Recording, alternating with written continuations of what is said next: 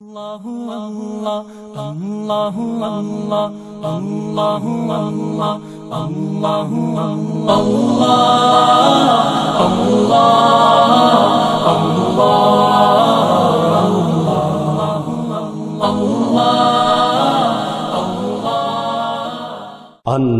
TV, সত্য প্রকাশে অবিরাম পথ চলা।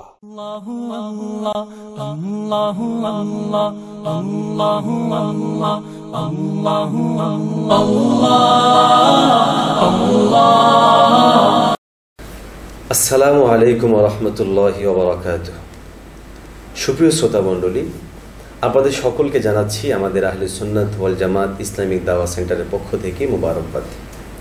আজকে আমাদের স্টুডিওতে উপস্থিত হয়েছেন দুজন সম্মানিত আলেম।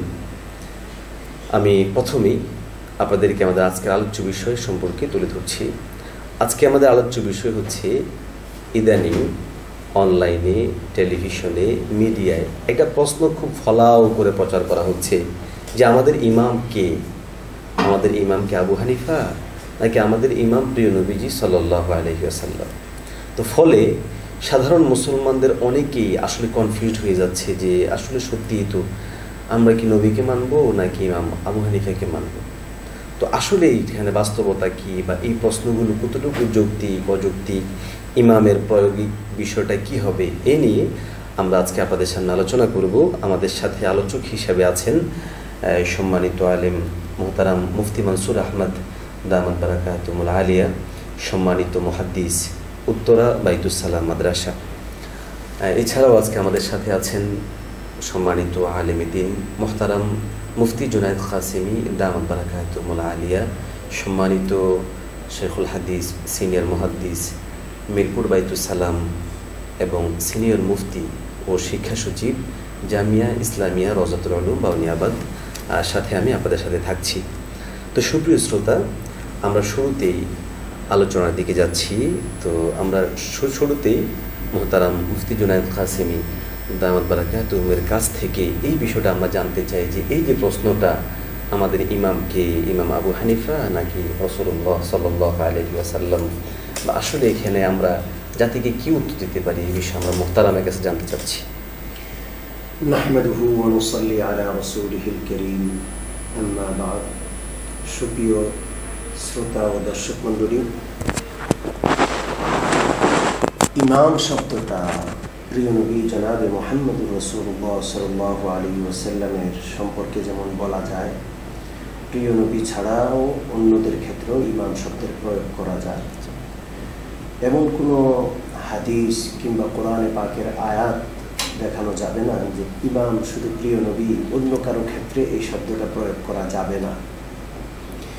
যেমন আমরা ইমাম বুখারী রহমতুল্লাহ আলাইহিকে ইমাম বলে থাকি, ইমাম মুসলিম রহমতুল্লাহ আলাইহিকে ইমাম বলে থাকি, যারা হাদিস শাস্ত্রের ইমাম আছেন তাদেরকে ইমাম বলে থাকি, যারা মসজিদে নামাজ পড়ান তাদেরকে ইমাম বলে থাকি।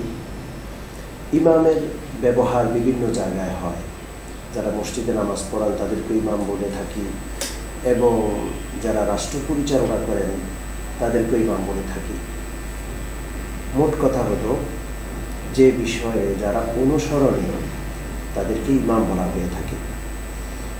প্রিয় নবীর ক্ষেত্রে যেমন অন্যদের ক্ষেত্রেও ইমাম শব্দটার প্রয়োগ চলে।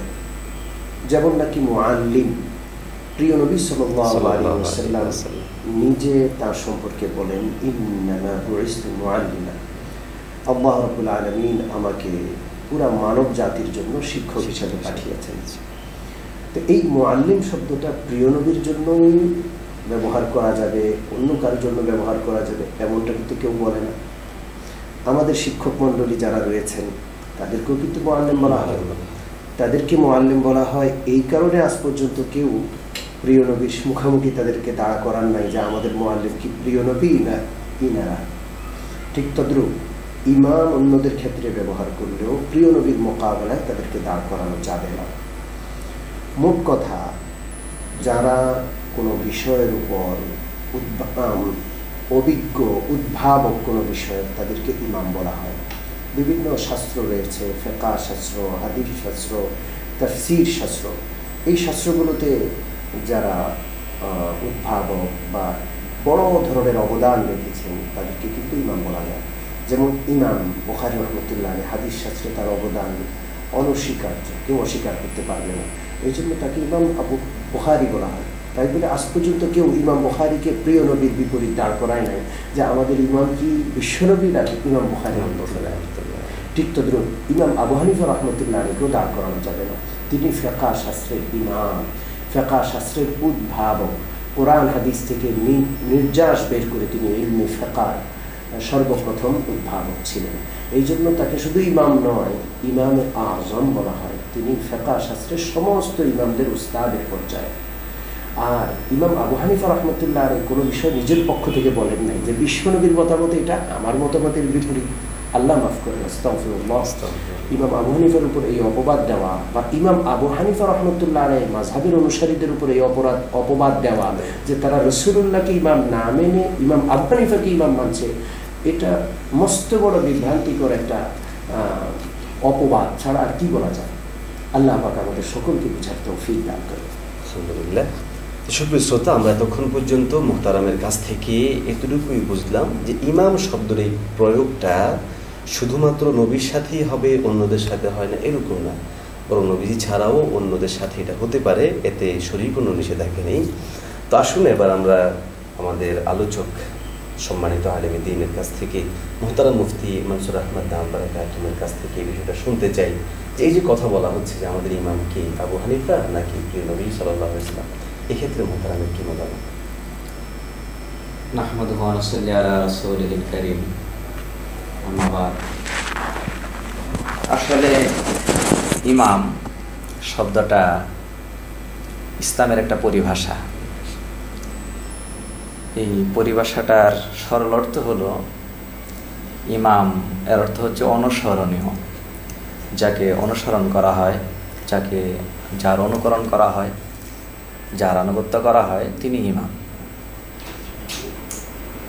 এই পরিভাষাটা আমরা যদি একটু চিন্তা করি তাহলে আমাদের কাছে পরিষ্কার হয়ে যাবে যে এই পরিভাষাটা যে শুধুমাত্র রাসূল সাল্লাল্লাহু আলাইহি ওয়াসাল্লামের জন্য ব্যবহার করতে হবে, অন্য কারোর জন্য ব্যবহার করা যাবে না, করলে ভুল হবে, কথাটা ঠিক কিনা।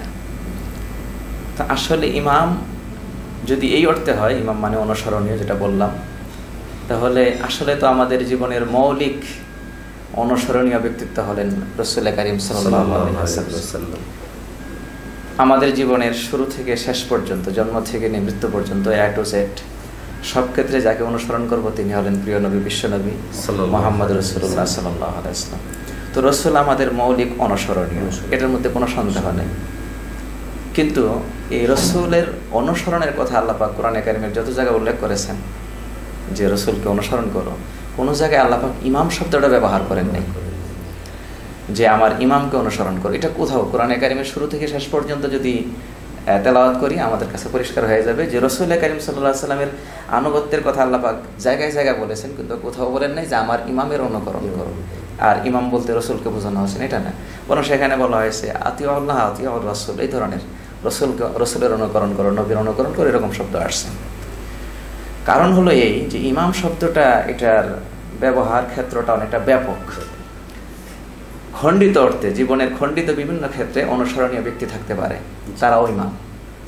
যেমন মসজিদের ইমাম, জীবনের একটা বিশেষ ক্ষেত্রে উনি ইমাম। আমরা যখন নামাজ পড়তে যাব, নামাজে ওনার অনুকরণ করবো, এই জন্য উনি ইমাম। জীবনের সব ক্ষেত্রে না, একটা খণ্ডিত বিষয়। রাষ্ট্রের ইমাম, রাষ্ট্রপ্রধান যিনি, তিনি রাষ্ট্রের ইমাম।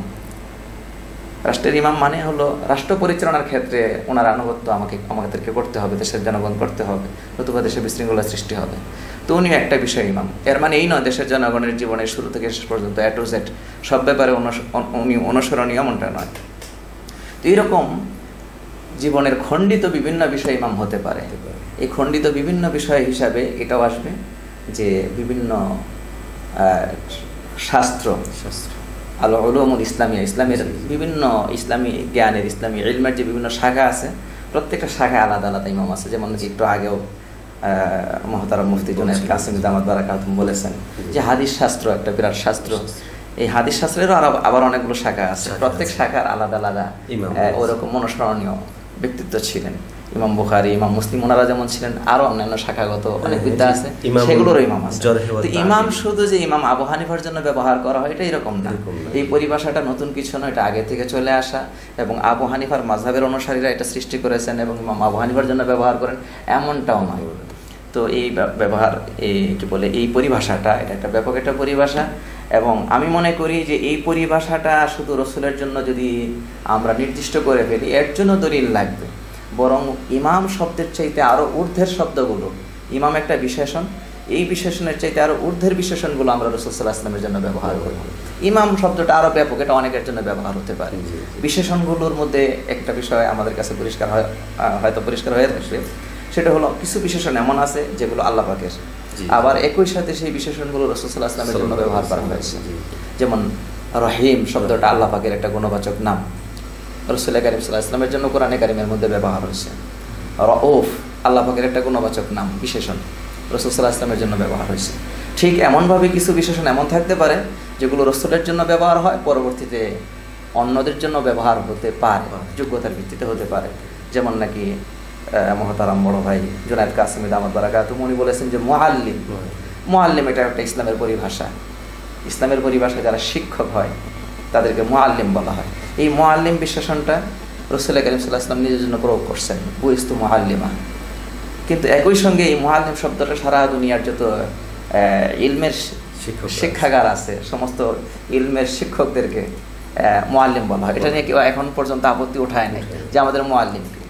ঠিক এই শব্দটা নিয়ে, ইমাম শব্দটা নিয়ে এইভাবে করে আপত্তি উঠানো যে ইমাম আবু হানিফার ক্ষেত্রে ইমাম কেন বলা হবে, আমাদের ইমাম শুধুমাত্র বিশ্বনবী মুহাম্মদ রাসূলুল্লাহ সাল্লাল্লাহু আলাইহি ওয়াসাল্লাম, অন্যরা ইমাম নয়। আমি মনে করি এটা একটা পরিভাষা এবং স্বীকৃত পরিভাষা নিয়ে খামোকা বাড়াবাড়ি করা, এবং এটা বিভ্রান্তমূলক বাড়াবাড়ি। স্বীকৃত একটা পরিভাষা নিয়ে নতুন করে বাড়াবাড়ি সৃষ্টি করা। এমনিতে উম্মতের বহু জটিলতা আছে, বহু বিষয় আছে যেগুলো নিয়ে আমাদের চিন্তা গবেষণা করার দরকার। সেগুলো না করে মীমাংসিত বিষয়, এই খুঁটিনাটি বিষয় নিয়ে এসে নতুন করে বিভ্রান্তি সৃষ্টি করা, এটা মনে হয় কোনো ভালো উদ্দেশ্য হতে পারে না। অবশ্যই আল্লাহ পাক আমাদেরকে হেফাজত করুন। শুভ শ্রোতা, তাহলে আজকে আমরা আলোচনা থেকে মূল যে বিষয়টা এখানে পেলাম সেটা হচ্ছে ইমাম যে একটা শব্দ, এটা ইসলামী পরিভাষায় ব্যবহৃত একটা শব্দ। ইসলামী ভাষায় ব্যবহৃত শব্দমালার ক্ষেত্রে আমরা কিছু দেখি যেগুলো একান্ত আল্লাহর জন্য ব্যবহৃত হয়েছে, কিছু এমন শব্দ আছে যেগুলো শুধু আম্বিয়াদের জন্য ব্যবহৃত হয়েছে, আর কিছু শব্দ এমন আছে যে শব্দগুলো উম্মতের জন্য ব্যবহৃত হয়েছে।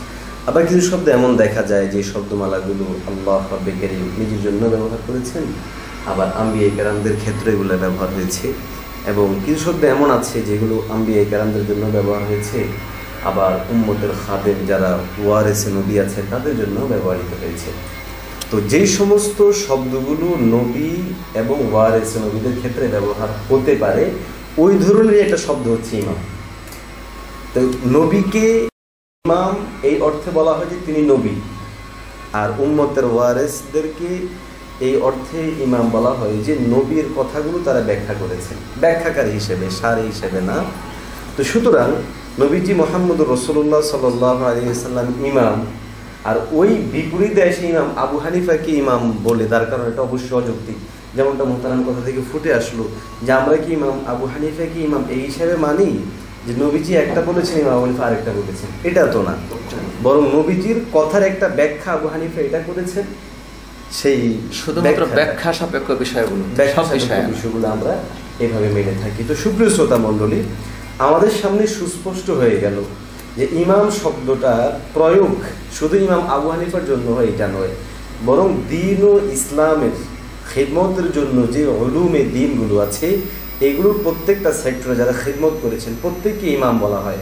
ইলমে হাদিসের ক্ষেত্রে যারা খিদমত করেছেন তাদেরকে ইমাম বলে, উলুমে তাফসীরের ক্ষেত্রে যারা খিদমত করেছেন তাদেরকে ইমাম বলা হয়, উলুমুন নাহউর ক্ষেত্রে যারা খিদমত করেছেন তাদেরকেও ইমাম বলা হয়। তার মানে হচ্ছে এই খুলাসা যেটা দাঁড়ায় সারমর্ম সেটা হলো ওনারা হচ্ছেন শাস্ত্রীয় ইমাম, আর রাসূলুল্লাহ সাল্লাল্লাহু আলাইহি ওয়াসাল্লাম আমাদের নবী হিসেবে ইমাম। সুতরাং এই জিনিসটাকে এনে এইভাবে প্রোপাগান্ডা তৈরি করা অবশ্যই সৎ উদ্দেশ্যে আমরা বলতে পারি না, অসৎ উদ্দেশ্য হয়তো বা কারো থাকতে পারে।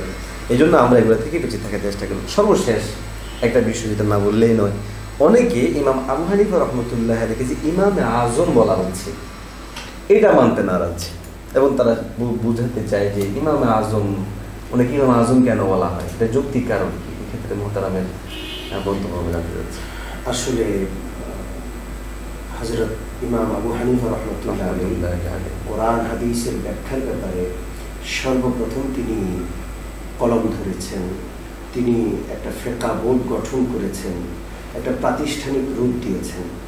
কোরআনে পাক এবং হাদিসে পাকে যে বিষয়গুলো স্পষ্ট রয়েছে, যে বিষয়গুলোর একাধিক অর্থ রয়েছে, যে অর্থগুলো হয়তো সাধারণ মানুষ বুঝে উঠতে পারবে না, উলামায়ে কেরামের গবেষণার তাদের দরকার হবে কোনো একটা নির্দিষ্ট অর্থ নেওয়ার জন্য। এই সকল বিষয়গুলোতে বা অস্পষ্ট বিষয়গুলোতে তিনি সুস্পষ্ট ব্যাখ্যা দাঁড় করানোর চেষ্টা করেছেন এবং তার একটা ফিকহ বোর্ড ছিল এবং এটা সর্বপ্রথম তিনি করেছেন। তার অনুসরণ করে পরবর্তীতে অন্যান্য ফকিহ বৃন্দ এটা করেছেন। তো যেহেতু তিনি সব ফকিহদের এই ব্যাপারে অনুসরণীয়, এই জন্য তাকে সব ফকিহদের চেয়ে বড় ফকিহ বা ইমামে আজম, বড় ইমাম বলা হয়। এদের মোহতারামের মন্তব্য। হ্যাঁ, ইমামে আজম ইমাম আবু হানিফা রাহমাতুল্লাহি আলাইহি কিন্তু দাবি করেন নাই যে আমি ইমামে আজম, আমাকে ইমামে আজম বলা হোক, এটা উনি দাবি করেন নাই। উনি আল্লাহ পাক ওনার দ্বারা কাজ নিয়েছেন, উনি কাজ করেছেন, তারপরে আল্লাহ পাক কাজের মাধ্যমে ওনাকে বড় করছেন। উম্মত এবং ওলামায়ে উম্মত ওনাকে বড় হিসেবে গ্রহণ করে নিয়েছে। সুতরাং এটা এমন কোনো বিষয় না যেটা নিয়ে আপত্তি করা যায়। উম্মত গ্রহণ করে আসছে, যুগের পর যুগ ওনাকে বড় বলে মেনে আসছে। যালিকা ফাদলুল্লাহি ইউতিহি মান ইয়াশা, এটা আল্লাহ পাকের অনুগ্রহ। আল্লাহ পাক কাউকে এইভাবে করে শ্রেষ্ঠত্ব দান করতে পারে। তো ওনাকে আল্লাহ পাক শ্রেষ্ঠত্ব দান করেছেন, তিনি বড় হয়েছেন, উম্মত বড় বলে স্বীকৃতি দিয়েছে, গ্রহণ করে নিয়েছে। সুতরাং এটা নিয়ে আপত্তি করার কিছু নেই। এটা যদি ওনার নিছক দাবি হইতো যে আমি দাবি করলাম আমি ইমামে আজম, আমাকে এই কথার উপর তোমরা সমর্থন দাও, এমন তো কিছু নয়। অবশ্যই। সবচেয়ে বড় কথা হচ্ছে ওনাকে যেন ইমামে আজম, এটা নবীর বিপরীতে ইমামে আজম তিনি নন। যেমন আমাদের দেশের প্রধানমন্ত্রী, তিনিও বড় চেয়ারের অধিকারী, আবার একটা অফিসে যেখানে 100 কর্মকর্তা থাকে ওইখানেও একজন বড় অফিসার থাকে। এখন যদি কেউ প্রধানমন্ত্রী মন্ত্রীদের মধ্যে সবচেয়ে উচ্চ মর্যাদায়, এই জন্য তাকে নেতা বলা হয়, আবার ছোট অফিসের যিনি 100 জনের নেতা তাকেও নেতা বলা হয়। দুই শব্দ একসাথে মিলিয়ে যদি কুকুরকে একসাথে মিলিয়ে ফেলে, এগুলো যেরকম অযৌক্তিক, ইমামে আজমকে ইমামে আজম বলার কারণে এইটা নিয়ে আল্লাহর নবীর সাথে টক্কর লাগিয়ে ফেলা, এটাও অযৌক্তিক অবশ্যই। সুতরাং এই ধরনের প্রোপাগান্ডা থেকে আমরা অবশ্যই বেঁচে থাকব, এ ধরনের ভুল ব্যাখ্যাগুলো থেকে আমরা বেঁচে থাকব। যারা এই সমস্ত কিছু করছে সে সমস্ত ভাইদের প্রতি হেদায়েতের দোয়া আমরা অবশ্যই রাখবো, অন্তরে দরদ রাখবো এবং দাওয়াত দিব কোনো বিষয় বুঝে না আসলে ওলামায়ে কেরামের সাথে বসে সেগুলো সমাধান করার জন্য। কিন্তু তা না করে অনলাইনে মিডিয়ায় বিভিন্নভাবে না ছড়ানোর জন্য আমাদের উদ্যত আহ্বান থাকবে। আল্লাহ রব্বে কারীম দ্বীনের প্রত্যেকটা বিষয়কে সঠিকভাবে বুঝে আমাদেরকে আমল করার তৌফিক দান করুন। ওয়া আখিরু দাওয়ানা আলহামদুলিল্লাহি রাব্বিল আলামিন। का नाम है देवबंद वाले, आली मकाम है देवबंद वाले। जुर्अत का नाम है देवबंद वाले, आली मकाम है देवबंद वाले। जुर्अत का नाम है देवबंद वाले, आली मकाम है देवबंद वाले। आली मकाम है देवबंद वाले।